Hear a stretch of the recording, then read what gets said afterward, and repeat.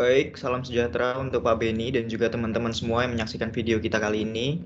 Ya, kami dari kelompok Gohans akan memberikan presentasi terkait resume dari materi kami dan juga akan memberikan studi kasus terkait Starbucks yang akan kami pilih pada pertemuan kali ini. Sebelumnya kami akan sedikit membahas terkait pemilihan nama kelompok kami dan sebelum itu kami akan memperkenalkan terlebih dahulu anggota kelompok kami, yaitu ada Anastasia Benita, ada saya sendiri Helmi, ada Immanuel Tegar, ada Yohanes Sutanto, dan juga ada Bernadetta. Nah, selanjutnya kami akan sedikit membahas kenapa sih kok kami memilih nama kelompok kami Gohans gitu. Sebenarnya secara mendasar atau secara harafiah Gohan ini berasal dari bahasa Jepang yang dalam artian Gohan itu merepresentasikan beras atau nasi gitu. Kenapa kok kita milih nama ini gitu yang berasal dari bahasa Jepang? Karena menurut kami sebagai sebuah wadah gitu yang nantinya mungkin kami akan bergerak sebagai agensi atau konsultasi terhadap brand atau merek, kami beranggapan bahwa ketika kami bisa terjun di sana nantinya kami akan memfasilitasi atau memberikan hidangan gitu, hidangan pokok bagi mereka-mereka yang ingin brandnya dibuild untuk menjadi jauh lebih bagus gitu. Jadi kami menganggap bahwa kami itu ibaratnya nasi gitu yang menjadi sebuah hidangan pokok gitu. Lantas yang kenapa kami memilih huruf Z di belakang nama Gohan itu merepresentasikan kita Gen Z atau kita yang sebagian besar di anggota ini, bukan sebagian besar tapi secara keseluruhan kami adalah Gen Z seperti itu. Itulah kenapa kami memilih nama kelompok kami yaitu Gohan seperti itu. Lanjut. Nah, secara mendasar nanti di kelompok ini resume kita itu akan membahas dua hal, tapi secara garis besar hal besarnya itu berkaitan dengan 7 pendekatan yang berlangsung dari tahun 1985 sampai 2006. Tapi untuk itu kami akan sedikit membahas terlebih dahulu sebuah paradigma yang terbagi menjadi dua. Pada awal kenapa pendekatan-pendekatan itu nantinya akan muncul gitu pada merek. Yang pertama yaitu mungkin positivistik ya. Sikap positivistik menyiratkan gagasan bahwa merek dimiliki oleh pemasar yang mengendalikan komunikasi kepada penerima konsumen pasif gitu. Jadi pada awalnya rata-rata pemasar pada masa itu adalah mereka menggunakan sebuah pendekatan positivistik di mana ekuitas itu nilai lebih dari suatu merek atau barang mereka tentukan sendiri. Jadi interaksi antara konsumen dan juga pemasar itu tidak sebaik saat ini gitu. Jadi mereka itu menentukan dari segi keunggulan barangnya itu apa gitu. Jadi semua kontrol terhadap merek atau barang itu ada di pemilik gitu. Jadi barang itu ibaratnya artefak atau benda yang bisa dikontrol atau digunakan untuk nilai jual dan lain sebagainya itu pada saat itu. Jadi dominan di sini adalah pemasarnya gitu. Kemudian ada juga paradigma berikutnya setelah berkembang yaitu paradigma konstruktivis atau interpretatif. Itu lebih mengedepankan gimana caranya komunikasi antara pemasar dan juga konsumen itu lebih aktif gitu. Akhirnya di sini mencerminkan sifat merek dan nilai ekuitas merek sebagai sesuatu yang diciptakan dalam interaksi antara pemasar dan konsumen. Jadi mereka berdua itu saling berinteraksi untuk menentukan bahwa merek itu bukan artefak mati, tapi bukan artefak yang ditentukan oleh pemasar sendiri, tapi juga konsumen begitu.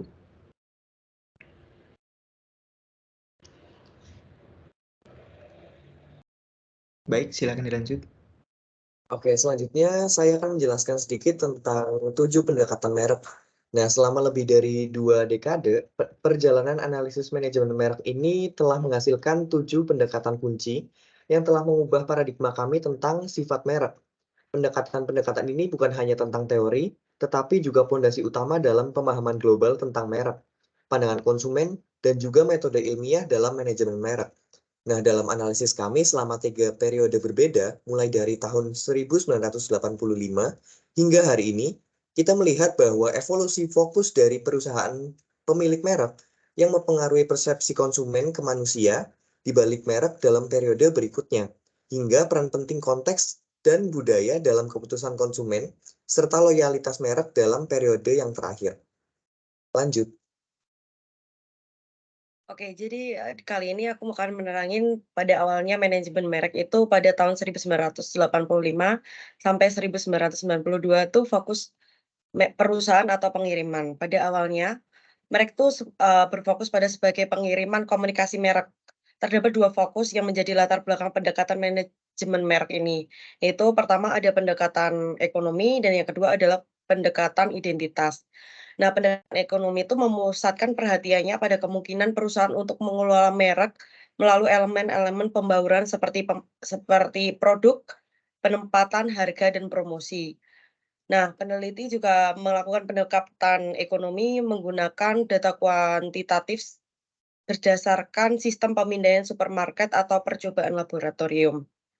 Sedangkan pendekatan identitas itu memiliki fokus pada identitas perusahaan dan membentuk pesan merek yang koheren yang dapat dikomunikasikan pemangku kepentingan atau pemegang saham. Dalam pendekatan identitas diasumsikan bahwa merek itu dimiliki oleh suatu perusahaan.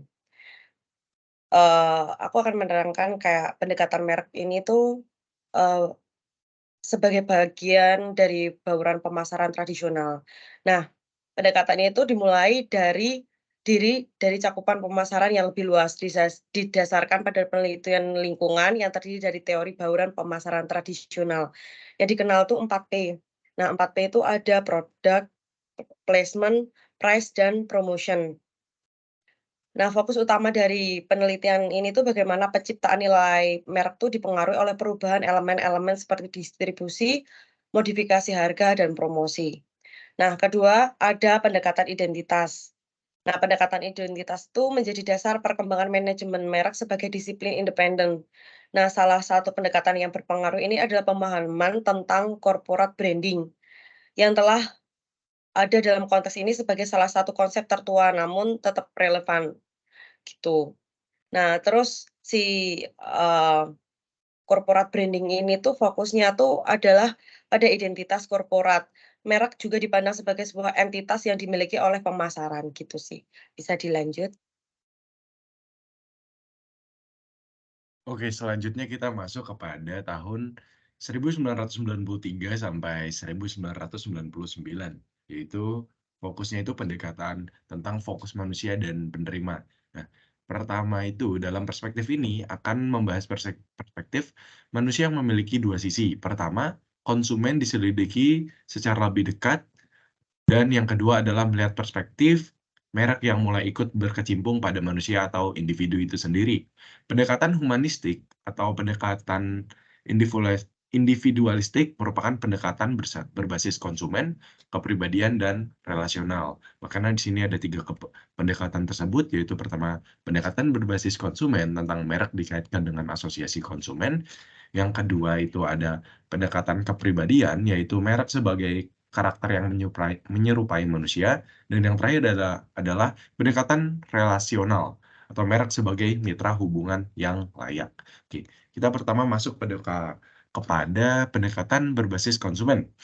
Pendekatan berbasis konsumen dapat diartikan sebagai menerapkan pendekatan manajemen merek berdasarkan konsumen. Jadi kita nih yang ngikutin konsumennya tersebut. Nah, dengan menekankan pentingnya asosiasi konsumen yang kuat, unik, dan menguntungkan. Ya, karena profit itu perlu ya pastinya. Pendekatan ini dirancang untuk mengembangkan kampanye pemasaran yang sesuai dengan konsumen yang memperkuat persepsi mereka tentang merek. Manfaat prinsip psikologi kognitif untuk memahami perilaku konsumen dan menciptakan komunikasi merek yang tepat sasaran. Dan selain itu, perspektif ini menekankan untuk terus memantau dan menganalisis masukan konsumen tentang tren pasar untuk menyesuaikan strategi merek dan memastikan keselarasan dengan persepsi konsumen.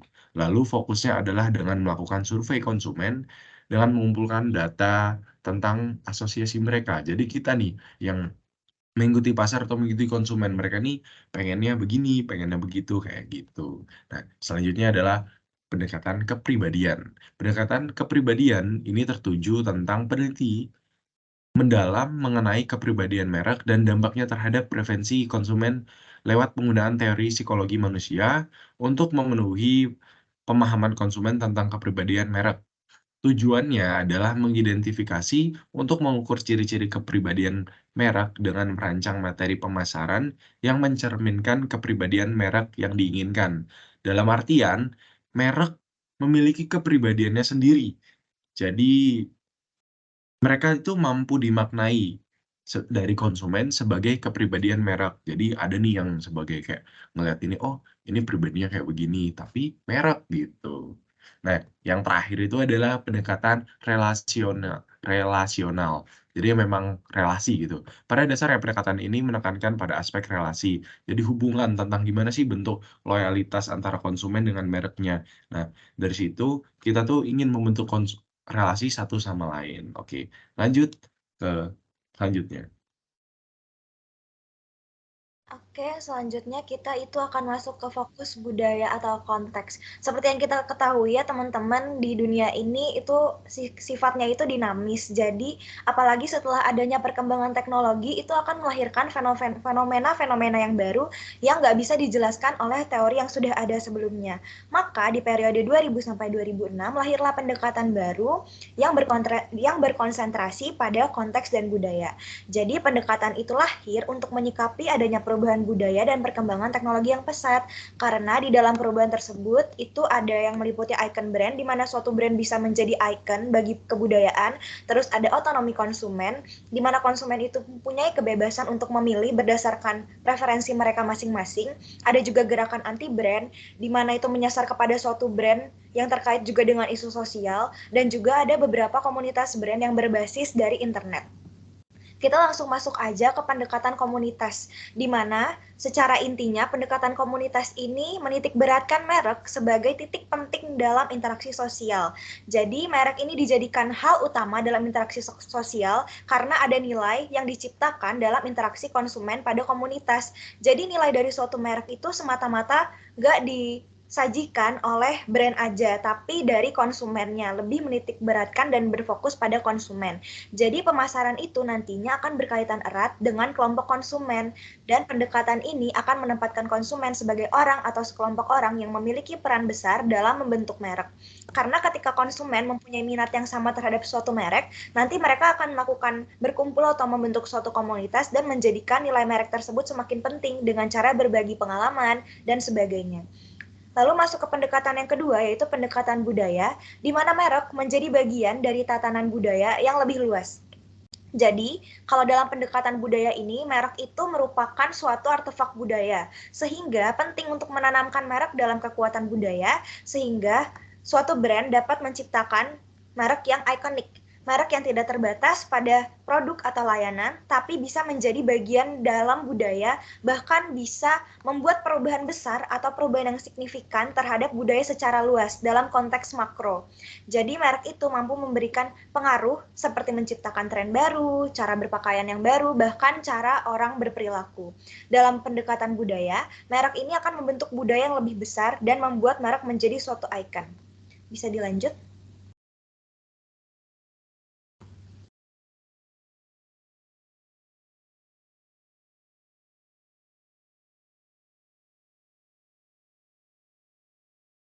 Oke, jadi kesimpulannya adalah terjadi evolusi signifikan dalam pendekatan-pendekatan ini. Hal ini mencerminkan pergeseran fokus dari komunikasi merek di periode awal, kemudian beralih ke peran penerima pesan dalam periode berikutnya. Dan pada akhirnya akan mempertimbangkan pengaruh faktor-faktor kontekstual dan budaya terhadap pemahaman global tentang konsumsi merek. Boleh dilanjut?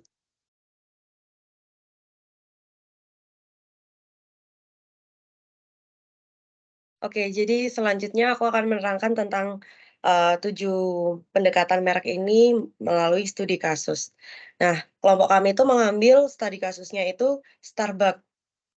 Sudah nggak asing lagi ya bagi kita kalau Starbucks itu merupakan perusahaan kopi asal Amerika Serikat dan merupakan sebagai rantai kedai kopi yang mengglobal ya. Starbucks tuh pada awalnya tuh cuma perusahaan kopi tuh yang berfokus sama penjualan kopi, biji kopi aja sama peralatan kopi. Namun kemudian perusahaan Starbucks tuh melebarkan sayapnya dengan membuka satu merek kopi yang bernama Starbucks itu.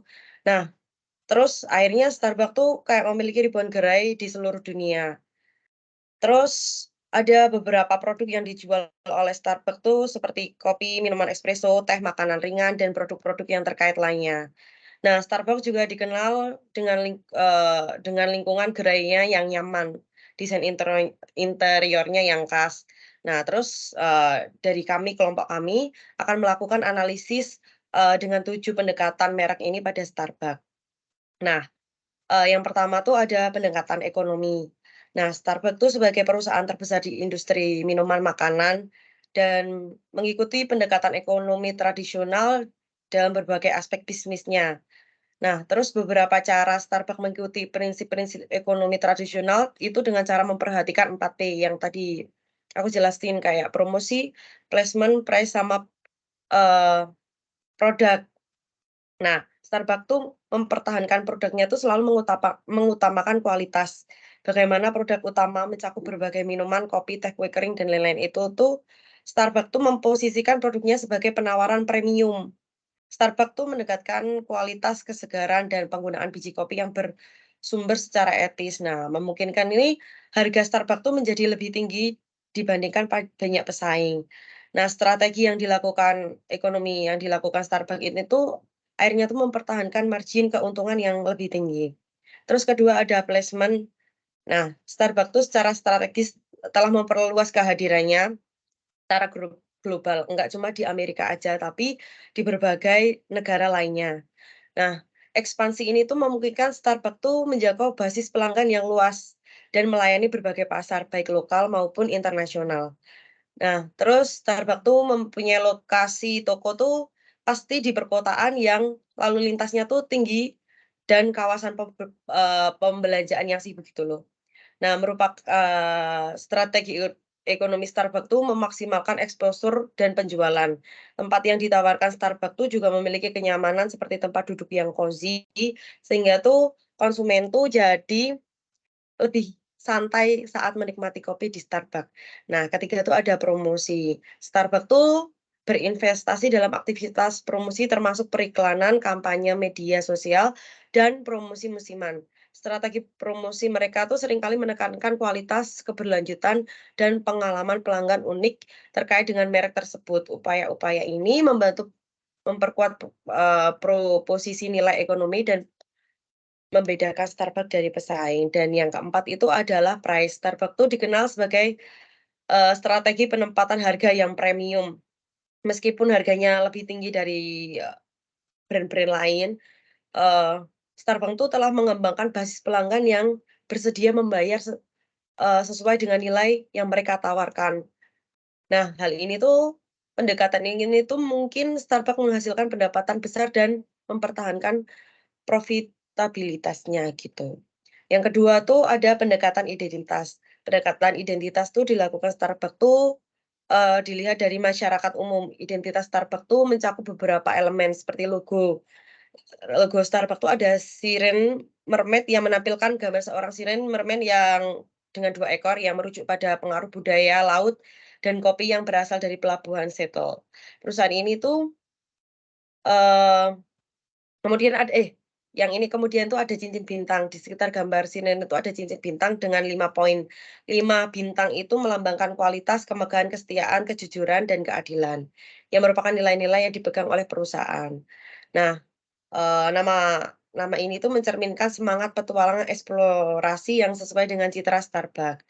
Nah, identitas Starbucks tuh ditekankan pada komitmen mereka terhadap kualitas biji kopi yang tinggi dan keberlanjutan. Starbucks juga dikenal sebagai penyedia kopi terbaik. Starbucks menciptakan identitas sebagai tempat pelanggan dalam merasakan kenyamanan dan keunikan. Starbucks tuh juga mencakup keterlibatan sosial keberlanjutan. Perusahaan ini mengurangi dampak lingkungan mereka dan bekerja dengan petani kopi yang berkelanjutan. Starbucks memungkinkan pelanggan untuk mempersonalisasikan pesanan konsumen. Identitas ini tuh mencerminkan pendekatan yang inklusif dan menghargai preferensi individu pelanggan. Seperti itu, bisa dilanjutkan. Oke, baik. Kita lanjut ke berbasis konsumen. Nah, jadi seperti yang aku bilang tadi itu jadi dari perusahaan nih yang ngikutin konsumen. Nah, kalau dilihat konsumen ini lagi nganggap kondisi lingkungan yang lagi buruk-buruknya nih, lagi aduh banyak plastik, banyak apa gitu kan. Jadinya Starbucks ini ngelihat hal tersebut jadi peluang, akhirnya ngeluarin nih green marketing. Contohnya nih pertama itu ada pengeluaran tumbler.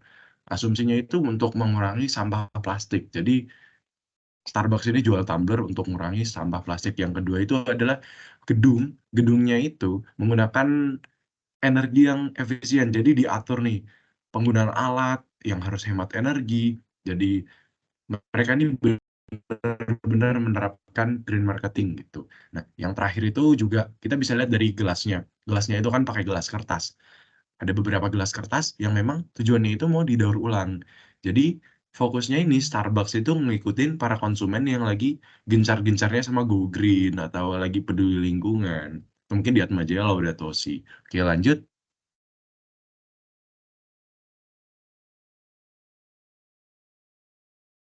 Oke, selanjutnya ada pendekatan kepribadian. Kelompok kami menemukan 4 poin di sini. Yang pertama adalah kesan hangat dan ramah. Yang kedua, kesan mewah dan eksklusif. Yang ketiga, kesan untuk memberikan kebebasan kepada pelanggan. Dan yang keempat adalah kesan tentang Starbucks yang selalu memberikan inovasi. Yang pertama adalah, saya akan jelaskan yang pertama, hangat dan ramah. Nah, Starbucks sendiri ini seringkali dianggap sebagai tempat yang nyaman dan ramah. Karena kita tahu bahwa Starbucks ini lebih menjual pelayanannya dibanding produk mereka. Nah, sehingga dengan seperti itu, pelanggan akan merasa diterima dengan baik. Hal ini menciptakan kesan kepribadian merek yang hangat dan bersahabat, sehingga pelanggan merasa seperti mereka itu adalah bagian dari komunitas yang lebih besar. Lalu yang kedua adalah kesan mewah dan eksklusif. Starbucks ini menggabungkan desain interior yang modern dengan menu kopi yang beragam dan penawaran makanan yang eksklusif pula. Hal ini menciptakan kesan kepribadian merek yang mewah dan eksklusif. Nah, dari situ pelanggan merasa bahwa mereka sedang merasakan sesuatu yang istimewa setiap kali mereka itu sedang mengunjungi Starbucks. Lalu yang ketiga adalah kesan memberikan kebebasan kepada pelanggan. Maksudnya adalah Starbucks ini menciptakan lingkungan yang bebas di mana pelanggan dapat bersantai sesuai gaya mereka sendiri. Hal ini menciptakan kesan kepribadian merek yang memberikan kebebasan pada para konsumen sesuai dengan preferensi mereka masing-masing. Di Starbucks sendiri tidak ada tekanan untuk menyamakan diri dengan orang lain. Nah, Anda itu dapat menjadi diri sendiri. Hal ini yang memberikan kesan bahwa pelanggan di situ dapat dengan bebas mengekspresikan dirinya sendiri. Lalu yang terakhir adalah kesan bahwa Starbucks itu selalu berinovasi. Seperti yang kita tahu bahwa Starbucks itu selalu memperkenalkan inovasi dalam menu mereka, termasuk menu yang hanya ada di musim tertentu. Hal ini menciptakan kesan kepribadian merek yang selalu mencari cara baru untuk memanjakan para konsumennya. Pelanggan akan merasa bahwa Starbucks itu selalu menawarkan sesuatu yang segar dan menarik. Boleh dilanjut?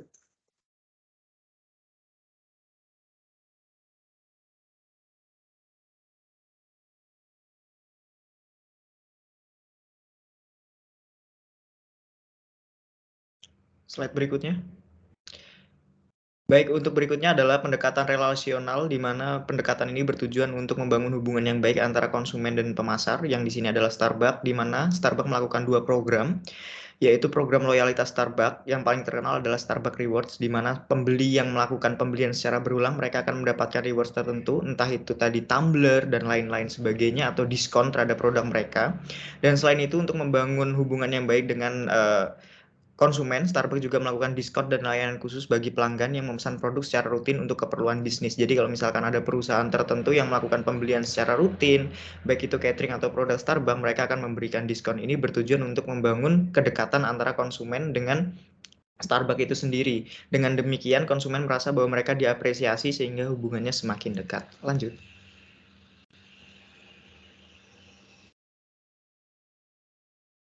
Oke, selanjutnya kita masuk ke pendekatan komunitas, di mana Starbucks ini melakukan pendekatan komunitas dengan berusaha menjadi third place atau rumah ketiga bagi para pelanggannya. Mereka menciptakan suasana kafe yang nyaman untuk dijadikan sebagai tempat berkumpul, bekerja, berbincang-bincang, atau hanya sekedar bersantai. Nah, dengan cara ini Starbucks itu udah berhasil nih menciptakan komunitas antar pelanggan. Jadi para pelanggan bisa berinteraksi dan menjadikan Starbucks sebagai rumah ketiga yang tentunya akan memperkuat nilai Starbucks di benak para pelanggan. Starbucks bukan hanya sebagai tempat untuk membeli kopi, tapi para pelanggan sudah menjadikan Starbucks sebagai tempat yang bisa menghubungkan mereka satu sama lain, yang bisa meningkatkan nilai merek dari Starbucks ini juga. Bisa di next.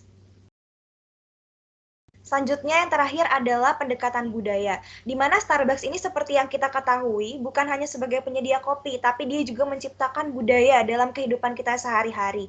Starbucks telah mempengaruhi tren dan gaya hidup dalam tatanan budaya yang luas, yang dalam konteks ini adalah dalam budaya kopi. Jadi Starbucks itu menjadi lebih dari sekedar merek karena mereka telah menciptakan budaya work from cafe, di mana seseorang bisa mengerjakan pekerjaan mereka di luar rumah, kantor, atau sekolah. Starbucks juga benar-benar menjadi menjadi rumah ketiga bagi para pelanggan. Starbucks juga menciptakan budaya minum kopi yang baru di mana pelanggan akan melakukan pengunggahan foto yang menunjukkan bahwa mereka sedang berada di Starbucks atau mengkonsumsi Starbucks. Oke, sekian presentasi dari kelompok kami. Terima kasih. Terima kasih. Dah.